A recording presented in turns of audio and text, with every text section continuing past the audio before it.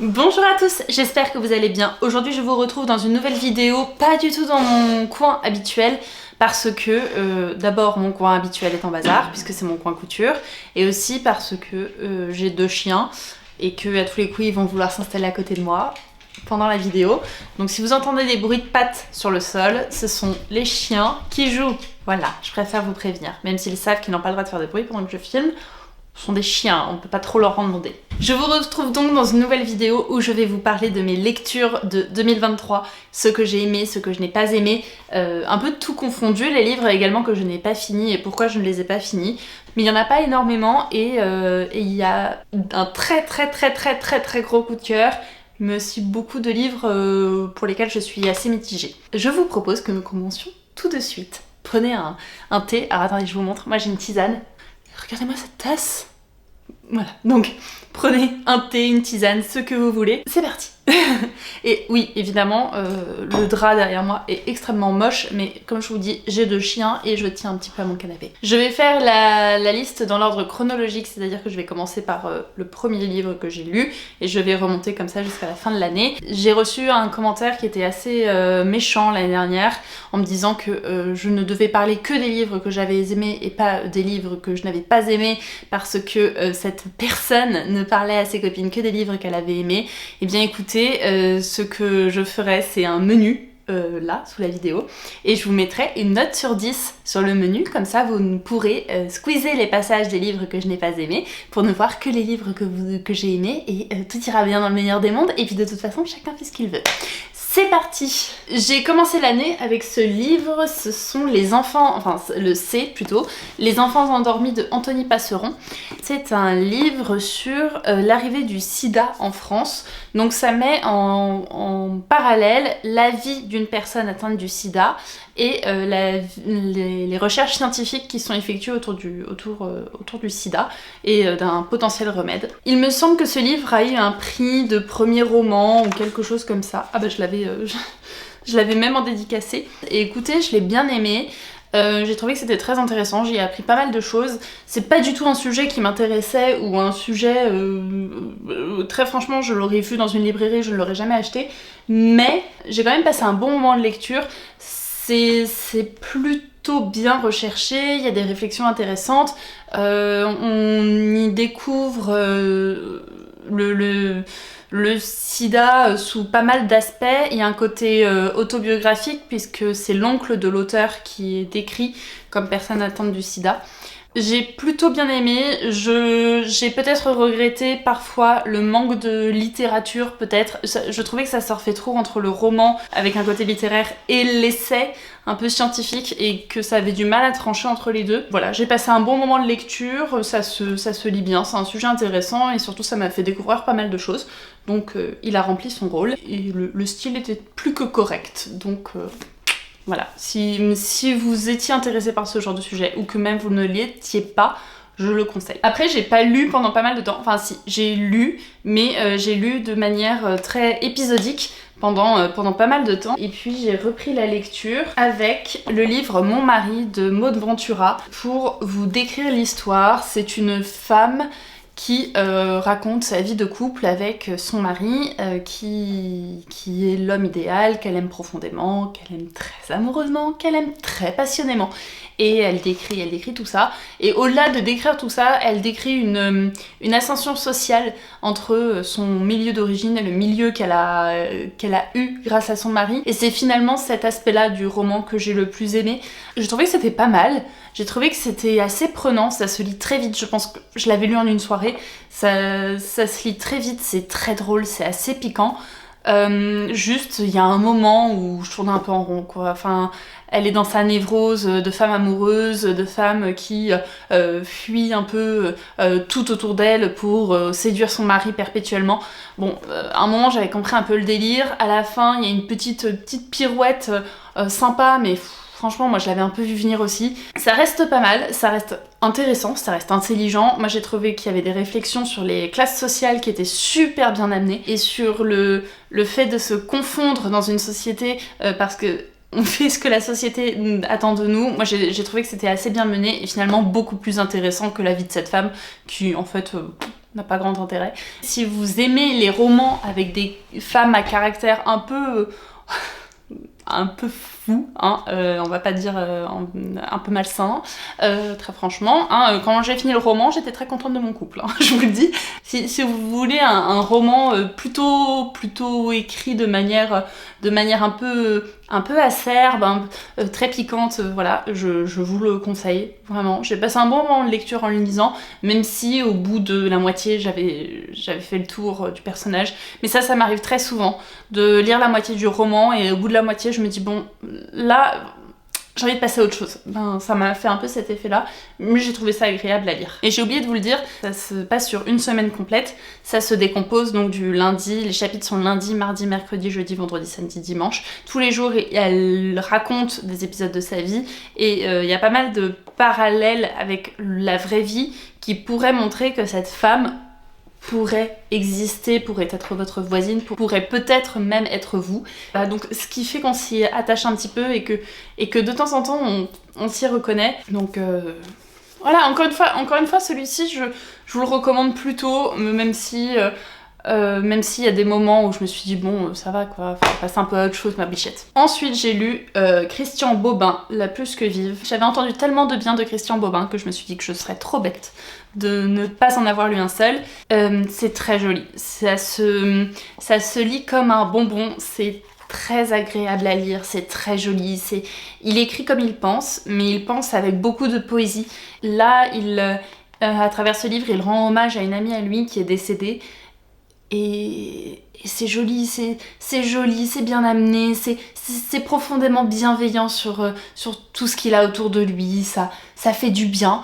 Alors je vous cache pas que dès que vous l'avez fini, vous l'avez oublié, mais c'est vraiment un roman, c'est même presque une nouvelle parce qu'il fait même pas 100 pages, mais je suis désolée, je suis un peu malade donc je vais pas mal tousser, mais c'est vraiment un très joli roman, une très belle déclaration d'amitié, et il y a des phrases qui m'ont beaucoup plu, des tournures de phrases qui m'ont beaucoup plu sur la condition féminine, sur beaucoup de choses.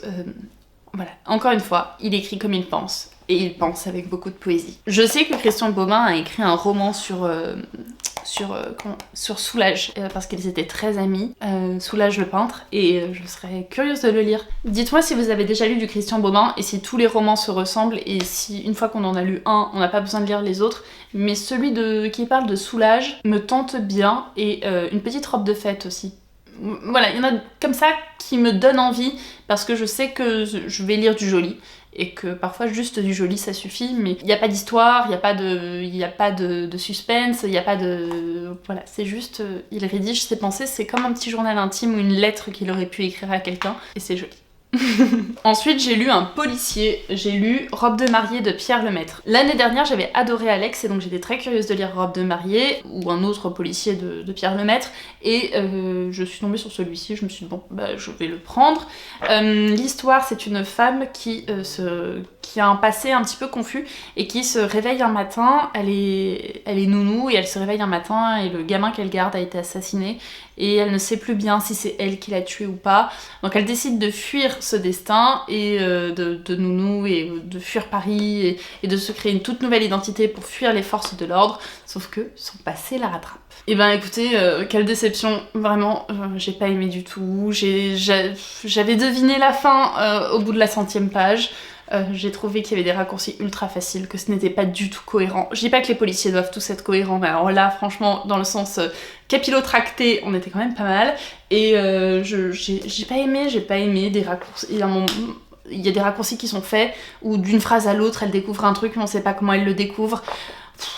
Non, moi j'ai trouvé ça assez nul. Et puis la fin a un côté grotesque et même pas beau.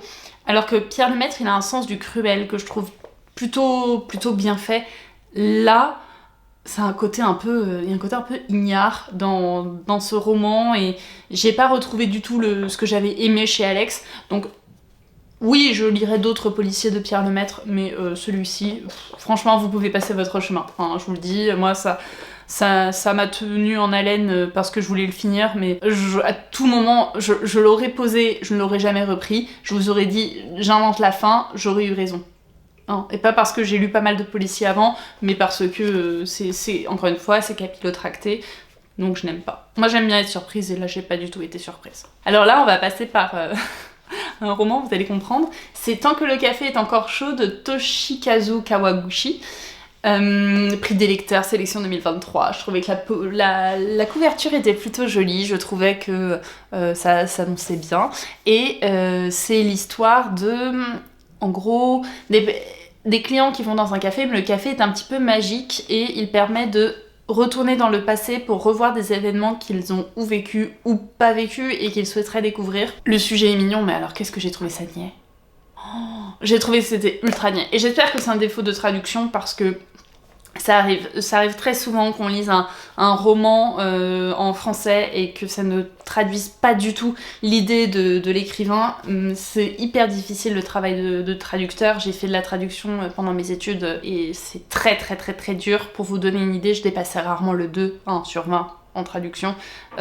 Pourtant, littéralement, ma phrase était bonne, mais dans l'idée de la retranscription d'idées, c'est extrêmement compliqué. J'ai trouvé ça limite chouinard, et je déteste ce genre de roman qui fait pleurer Margot dans sa chaumière, où ça sonne faux, tout sonne faux, les personnages sont exacerbés, ils ont pas de fond, et même l'histoire qui aurait pu un peu m'émouvoir, parce que ce sont plusieurs personnages qui retournent dans le passé, même l'histoire qui aurait pu un peu m'émouvoir, elle m'a un peu agacée, et non, vraiment, j'ai pas aimé. Alors, je l'ai lu quand j'étais dans l'avion, donc autant dire que je n'avais pas grand chose d'autre à faire que le lire.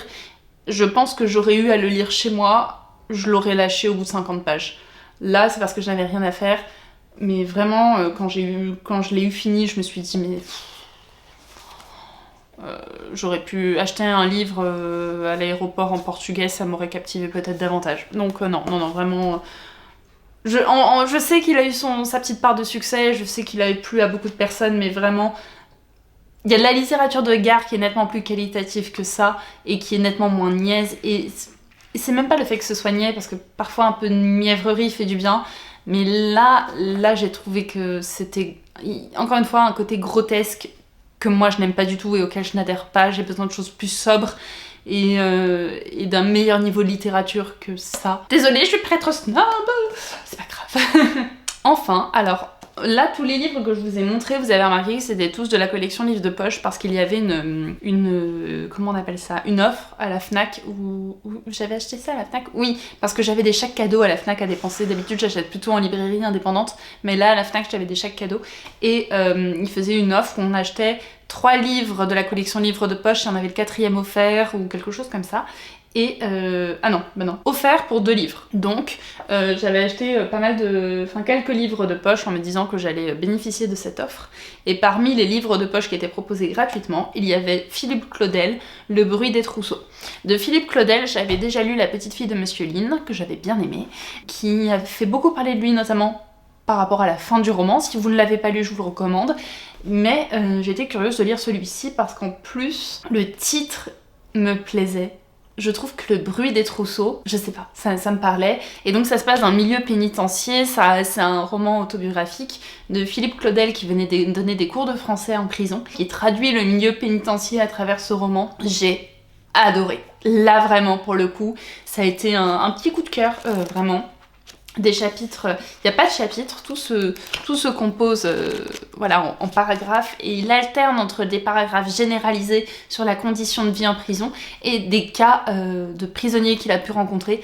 C'est très cru, c'est très tranché dans le vif, il y a des choses ultra violentes qui sont décrites, mais le style et la construction du roman est vraiment remarquable et fait beaucoup réfléchir sur la vie en prison et montre tous les aspects.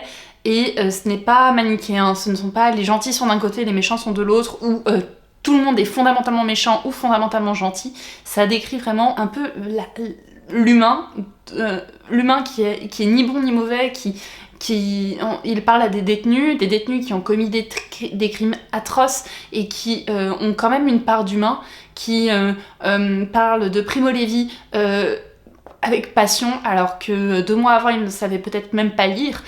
C'est hyper intéressant et surtout magnifiquement écrit et surtout extrêmement bien construit. Comme les paragraphes sont très courts et que les alternances entre les généralisations et les spécifications est hyper bien menée, on le lâche pas. Une fois qu'on l'a dans les mains, on le lâche pas parce qu'on est complètement emporté par la structure. Et d'ailleurs, je l'avais conseillé sur Instagram et il y a l'une d'entre vous qui l'a acheté ensuite et qui m'a dit qu'elle avait beaucoup aimé.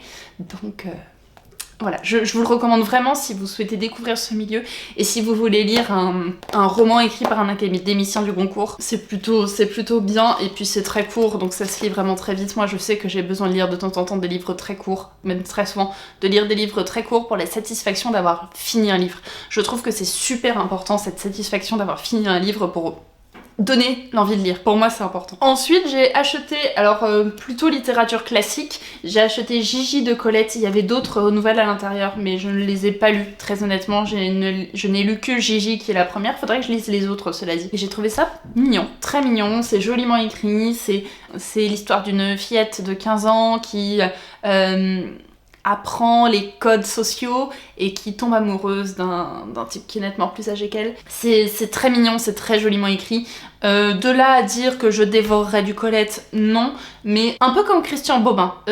L'idée d'avoir lu du joli et du bien écrit, ça fait du bien et ça me donne envie d'en lire d'autres et de finir les nouvelles qui sont dans ce recueil-là. Alors après, je viens de tourner la 4e de couverture et il y a écrit que c'est l'un des rares romans d'amour heureux de Colette. Bon bah voilà, j'ai lu le seul qui était sympathique.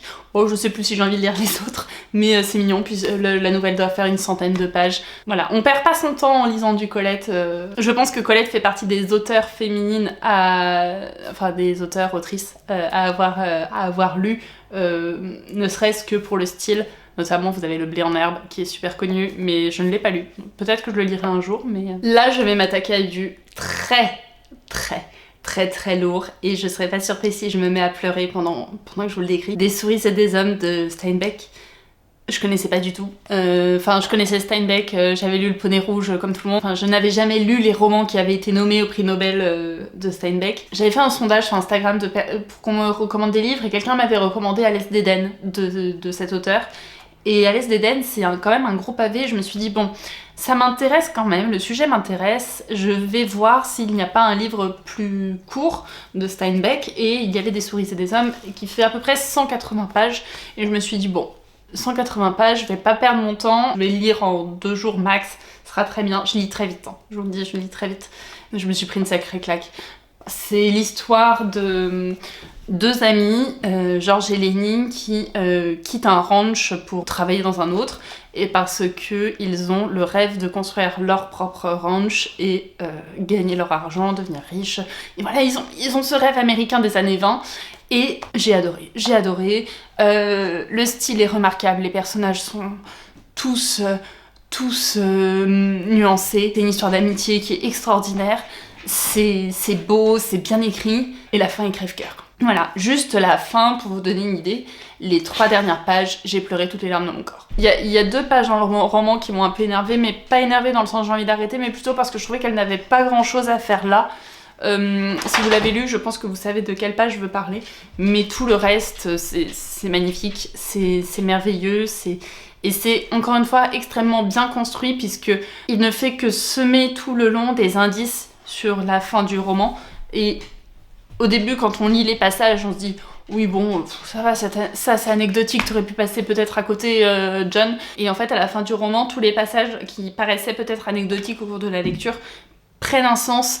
Voilà, tout est calculé, tout est fait, et j'ai tellement aimé. Je n'irai pas voir le film avec John Malkovich, je crois que c'est ça, parce que j'aime pas trop les adaptations en film en général. J'ai acheté Alès d'Éden pour le lire cette année, et il y a actuellement au théâtre Les Raisins de la colère qui se joue à Paris, et donc je vais lire Les Raisins de la colère avant d'aller le voir au théâtre.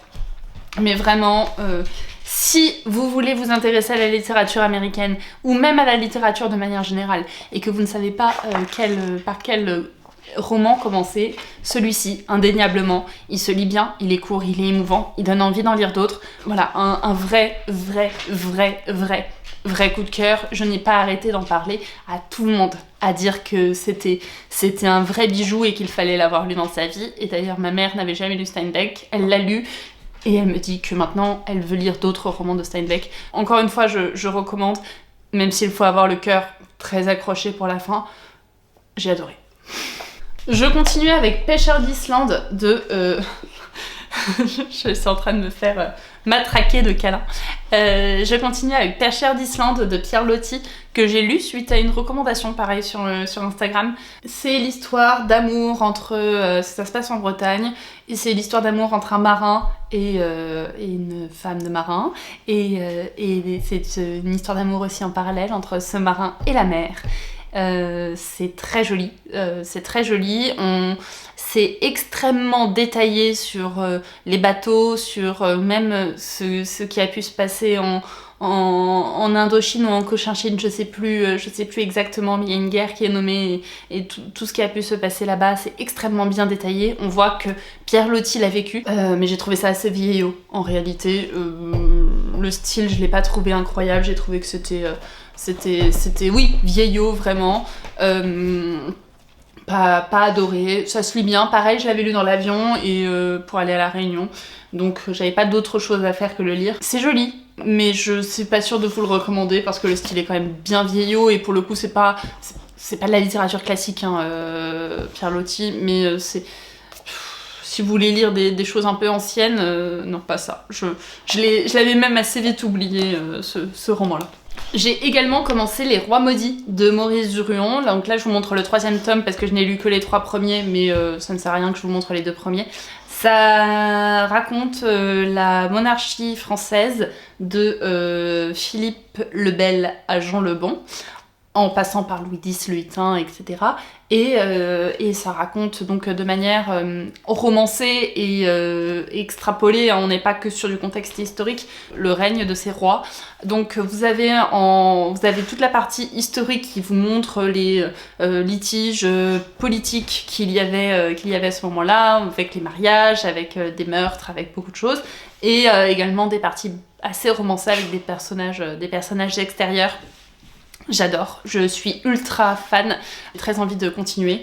Là, je n'ai lu que les 3 premiers tomes, mais c'est très prenant. Si vous avez regardé la série Game of Thrones, elle est très forte, enfin les romans à l'origine de la série sont très fortement inspirés des Rois Maudits, et je comprends, ça coupe des têtes, ça torture, c'est assez violent, mais c'est très intéressant sur le plan historique, même si je pense que tout n'est pas vrai.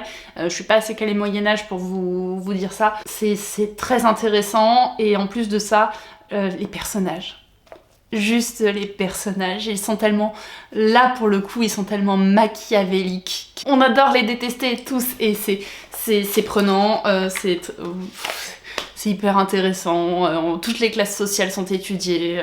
Moi, je recommande vraiment, si vous voulez des romans prenants sur fond historique, Les Rois Maudits. Vous avez 7 tomes, mais il paraît que le 7e est nul, donc je m'arrêterai au 6e. Si vous entendez du bruit également, là c'est parce que j'ai ouvert la fenêtre. Le dernier livre que j'ai lu cette année, c'est Veiller sur elle de Jean-Baptiste Andréa, qui a gagné le concours de 2023. Et pour vous décrire l'histoire, ça se passe dans la première moitié du XXe siècle en Italie. C'est un sculpteur qui est atteint de nanisme, je crois que ça se dit comme ça, et qui a du talent à ne plus savoir quoi en faire.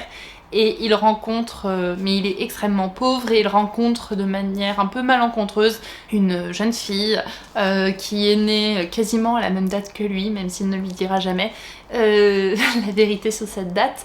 Il rencontre une jeune fille qui, elle, est issue de la noblesse italienne, et même si ces deux-là n'auraient jamais dû être amis, ils se lient d'amitié de manière très forte, instantanément après s'être rencontrés. Et donc ce roman raconte cette amitié en mettant en parallèle la montée du fascisme italien. C'est très bien, très très bien. Là on est vraiment sur un gros pavé, hein. Il fait quasiment 700 pages, mais ça se lit vraiment très très très très vite parce que les personnages sont ultra attachants, et j'avais plaisir à les retrouver quotidiennement. J'ai beaucoup aimé, j'ai trouvé que c'était joliment écrit, il y a des passages que j'ai trouvé très très beaux, l'histoire est intéressante, il y a souvent des rappels à leurs conditions mutuelles, que ce soit Viola ou Mimo. Ils sont souvent ramenés à leurs conditions originelles, et c'est très bien vu. Et puis il y a aussi un côté un peu mystérieux dans le roman, puisque que Mimo qui s'appelle en réalité Michelangelo, a réalisé une Pietà, à l'instar de Michelangelo, le sculpteur italien que tout le monde connaît. Il a réalisé une Pietà, et visiblement cette Pietà a un côté très mystérieux que tout le monde veut voir et que tout le monde veut percer. Et à la fin, il y a une révélation de ce qui constitue cette Pietà. Donc il y a un côté un peu mystérieux tout le long du roman. Et vraiment, j'ai beaucoup aimé. Beaucoup. Alors Jean-Baptiste Andréa, si vous ne connaissez pas, c'est vraiment une ode à l'enfance, à l'idéal, beaucoup de choses. Et on retrouve tous ces sujets-là hein, dans Veiller sur elle. Un très joli roman. Et autant l'année dernière, je vous avais dit que j'avais pas du tout aimé 3 de Valérie Perrin parce que je trouvais que les enfants n'avaient pas des conditions d'enfants. Et moi, c'est un truc qui me dérange fondamentalement. Autant ici, les enfants sont de vrais enfants. Et quand ils deviennent adultes, ils deviennent de vrais adultes. Et ça, j'aime beaucoup cette évolution de maturité dans les personnages du roman. Les personnages sont extrêmement bien transcrits, travaillés, et puis encore une fois, c'est très joli à lire, ça permet vraiment de s'évader. C'est vraiment le livre que j'ai eu plaisir à retrouver, parce que là, pour le coup, je ne l'ai pas lu en une après-midi, ni en un vol, mais sur plusieurs jours, et j'étais contente de me remettre dedans, alors que moi j'ai un peu ce truc de si je ne finis pas le livre rapidement, je ne le finirai jamais. Et là, vraiment, je privilégiais mes moments lecture sur beaucoup de choses parce que j'étais contente de lire ça. Donc, est-ce que le Goncourt est mérité? Je ne sais pas, je n'ai pas lu les autres romans qui étaient en compétition, mais cela dit, c'est un excellent roman populaire. Un chef-d'œuvre, je vous dirais pas ça, c'est pas de la grande littérature non plus, mais c'est très bien écrit, c'est très bien décrit, et les personnages sont beaux, et j'ai aimé, je vous le conseille. Maintenant, je vais vous parler de 2 livres que j'ai commencé et que je n'ai pas fini, et je vous expliquerai pourquoi je ne les ai pas finis aussi. Le premier, c'est Les Promises de Jean-Christophe Granger. Le roman policier pareil, et je l'avais commencé, j'avais à peu près lu 100-150 pages. Ah bah voilà, j'ai une marque-page.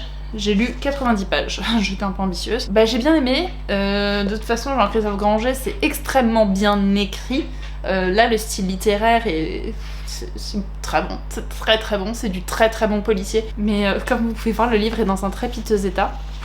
Parce que je vais au travail à vélo et je rentre du travail à vélo. Et une fois j'avais mis le livre dans un sac et le sac a pris la pluie. Donc le livre s'est abîmé et je déteste lire un livre qui est abîmé. Donc je n'ai jamais... Vous voyez le dos par exemple ? Voilà. Et comme il était abîmé, et j'avais plus envie de le lire. C'est dommage parce que je suis sûre qu'il est très bien. J'en ai lu beaucoup de bien, j'en ai vu beaucoup de bien. Soit je le rachète, soit je le trouve d'occasion dans un meilleur état que celui-là, soit je me force à le lire alors qu'il est abîmé, je n'en sais rien. Mais pour l'histoire, c'est des femmes de nazis qui sont assassinées dans des conditions atroces. Et ce sont des antagonistes et non pas des protagonistes, donc ce sont des méchants, hein, entre guillemets, qui mènent l'enquête. Mais Jean-Christophe Granger, si vous aimez les policiers très sombres mais très bien écrits, allez-y les yeux fermés, c'est vraiment très très bien. Ce sont Les Liaisons dangereuses de Chaderlo de Laclos. Ça m'a été recommandé par Nana Levin, son prénom c'est Rose, si elle passe par là, coucou. Elle me l'avait recommandé et je me rappelle très bien, on en parle et 10 minutes après je l'avais acheté. J'ai adoré le style, j'ai adoré les personnages, j'ai adoré énormément de choses, mais je ne l'ai pas fini parce que, encore une fois, j'ai mis trop de temps à le lire. Quand je vous disais au début que pendant quelques mois j'avais lu de manière assez épisodique, ah, il y a l'autre qui se dessine à monter, ben c'est un peu le cas de ce roman, et comme je vous dis, quand moi je ne lis pas un livre rapidement, je ne le finis jamais. Ça m'a fait ça avec Les Liaisons dangereuses, alors que j'adore le style, mais il y a quand même un moment où...